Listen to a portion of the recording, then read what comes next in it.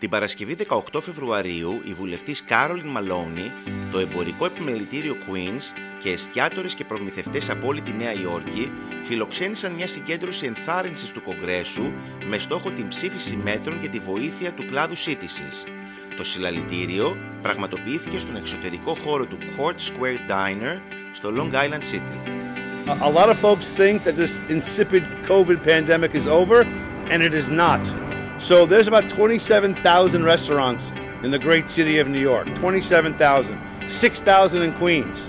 Over the course of those 18 months when it was at its worst, we closed or lost over 1,000 restaurants. 1,000 restaurants with tens of thousands of jobs.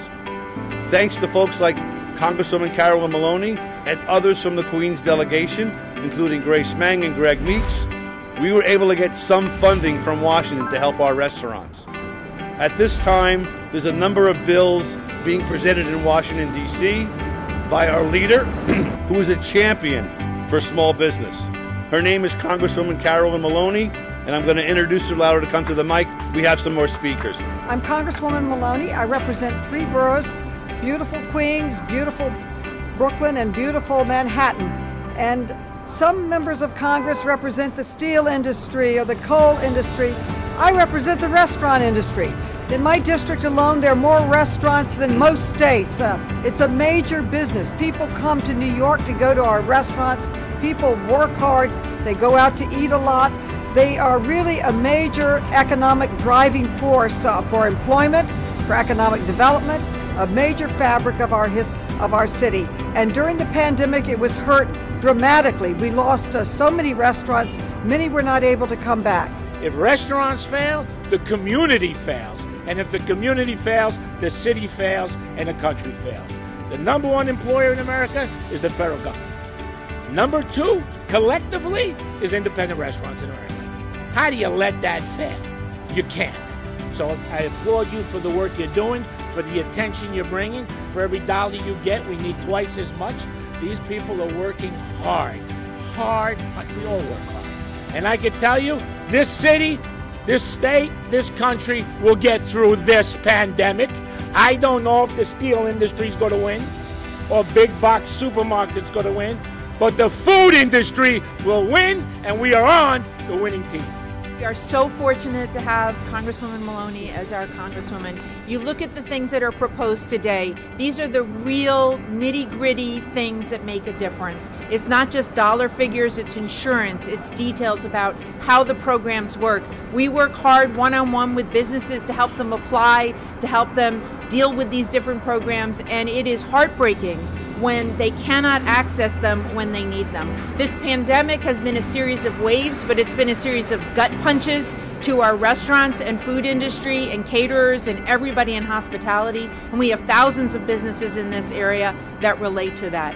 So this relief is still very, very much needed. It's both righting past issues and it's preparing for the future. And we could not be more proud to have Congresswoman Maloney leading the charge on this and to be standing here with all these great friends and partners. Our underserved communities are not only suffering unemployment, crime rates, but our doors are shut because we can't pay the bills. Con Ed has come up with a crazy number, these crazy unexpected bills. We have gas bills, we have light bills, we have employees out of work, and my community is suffering particularly because we have 53% of the Latino of restaurant workers are of Latino origin, minority origin. We have people out of jobs and unemployed. So we don't have a color, we don't have a race. We have one color that's really prominent, and it's green, and it's turning red very quickly because we're suffering. We need your help to get this RRF. For the Congress members who have not joined this, please, we're not making excuses for not having our restaurants open. We don't have the resources, and the RRF provided them. I'm here with the Chamber of Commerce in support of restaurants. They're the number 1 employer in New York City, and they need help. We had 2 programs to help them, the PPP program and the Restaurant Revitalization Program. They both ran out of money. We have to replenish them, and we have to give them business disruption insurance. That's a 3-point plan to help our restaurants. They were always there for us. We need to be there for them.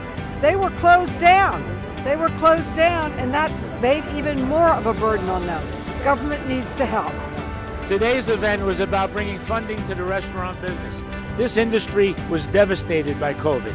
When you think about it, the airline industry suffered because nobody flew during COVID, but they were never told not to fly.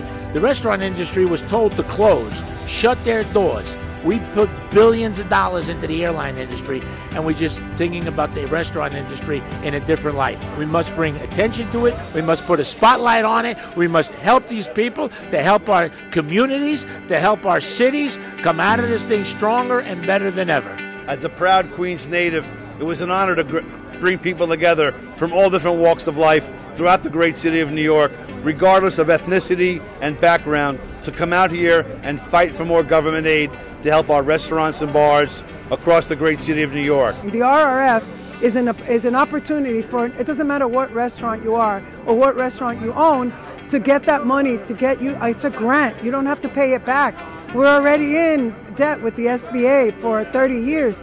We don't even know if we're going to survive 30 years. We must get people back to work. The livelihood of all these people behind us. These are a bunch of bar and restaurant owners. Aurelia represents Latinos. You're getting a theme here about Queens. It doesn't matter the color of people's skins or their ethnicity. What matters is they need to go back to full employment. And we need the media's help. I thank you all for being here to help get the word out. Life is not a spectator sport. You got to get out of your place, out of your cocoon, and come back and support these businesses. We have people like Carolyn Maloney leading the charge from government. We have people like this, our bar owners and restaurateurs from Brooklyn, Queens, and Manhattan, getting ready for a great St. Patrick's Day on March 6th, 17th. They need your help. They need our help. Thank you very much for being here. All right. Thank you all for coming. Thanks very much, folks.